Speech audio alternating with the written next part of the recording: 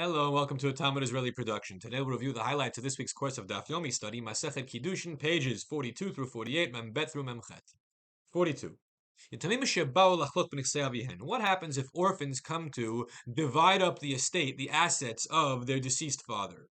Beitin Midlam Apotropos. So they're young, they're below age of majority. The court will assign representatives, guardians, custodians for them.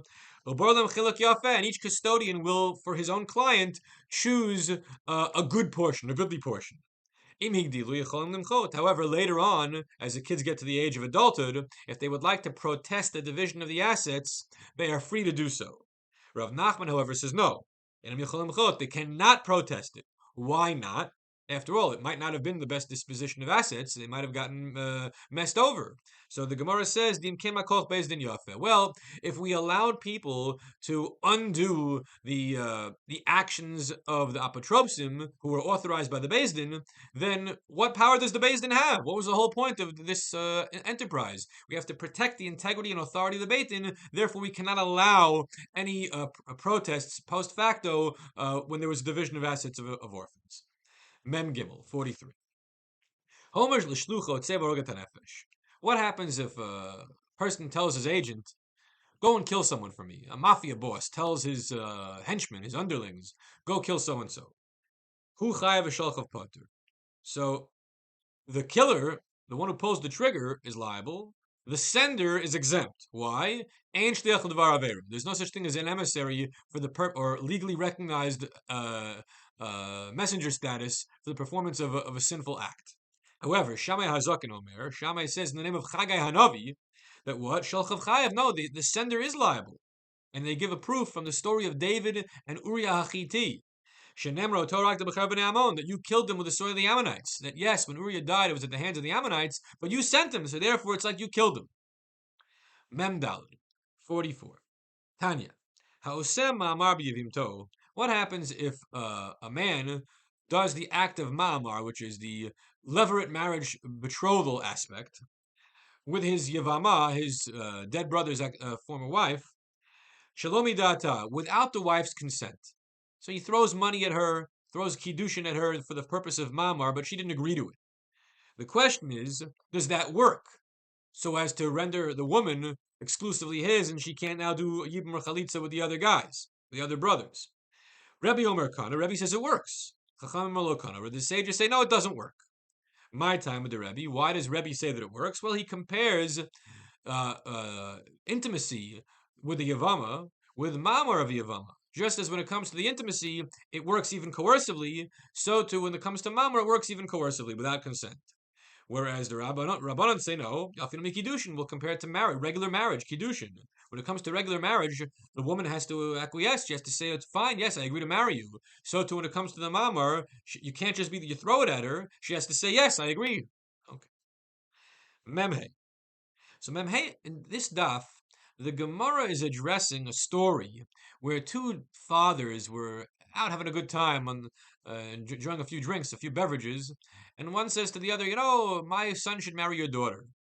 Does it work to affect Kiddushin if the two fathers want that? Now, on the one hand, we know that a father has a right to marry off his daughter, but a father has no such right to marry off his son without the son's consent. So the Gemara suggests, well, maybe it did work because the son made his father a shaliach to get him married. And so, without authorizing the marriage to any particular girl, the son said to the father, whatever it is you want, however you marry me off, it's all good. The Gemara says, well, that would never happen. Lo chatzif inish shaliach. Nobody would ever do that. It's kind of a chutzpah to give over your matrimonial prospects to your father. In modern times, people have a certain degree of independence. They wouldn't want to just hand over the authority of their life to their parents. So the Gemara then says, well, but I'll find you a scenario where maybe the guy would have done that. What's that scenario? Where the girl in question, he liked that girl, the young boy, and he was just maybe too afraid to approach the girl directly. So he asked his father to use his father's good offices to somehow arrange for a shidduch with that girl. Maybe in that scenario, it would work. Okay, these things could happen. Daf Mem Vav.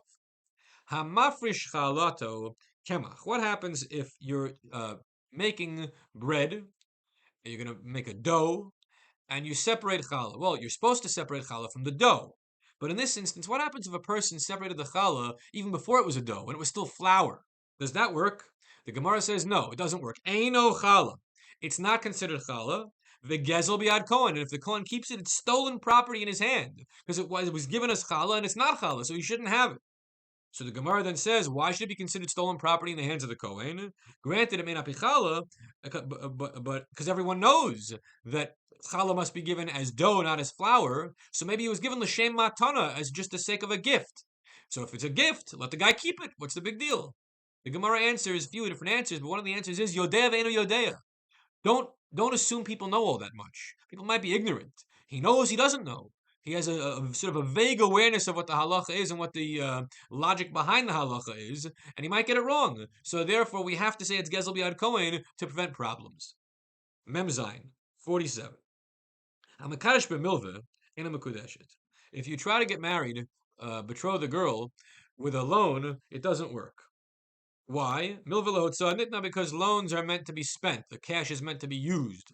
So we're talking about here where a man wants to betroth a woman, and he doesn't give her anything right now tangible, as should be the case for a Kiddushay Kesef. What does he say? Well, he says, well, I gave you a while back a loan, and you're supposed to pay me back, but I'm waiving the loan. You don't have to pay me back anymore. And that money now should be regarded as Kiddushin. So the Gemara says, no, it doesn't work because the money's gone. It was already spent. It doesn't exist in the world in the here and now. And since it doesn't exist, he didn't give her anything for the sake of Kiddushin, the Kiddushin will fail to take effect. Memchet 48. What happens if a guy says, behold, be betrothed to me with this cup of wine, it turns out to be honey. Or with this cup of honey, it turns out to be wine. Or with this dinar of gold, and it turns out to be silver. Or this dinar of silver turns out to be gold. Or on condition that I'm rich, it turns out he's poor. Or on condition that I'm poor, and it turns out he's rich. So in all these scenarios, the Mishnah says, Eina mekudeshet. She's not betrothed to him. Why? Because there was a falsehood in the betrothal statement.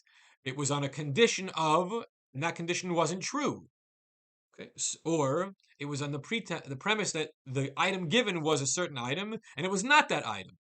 However, Rabbi Shimon Omer, if the deception turned out to her benefit, then they're married.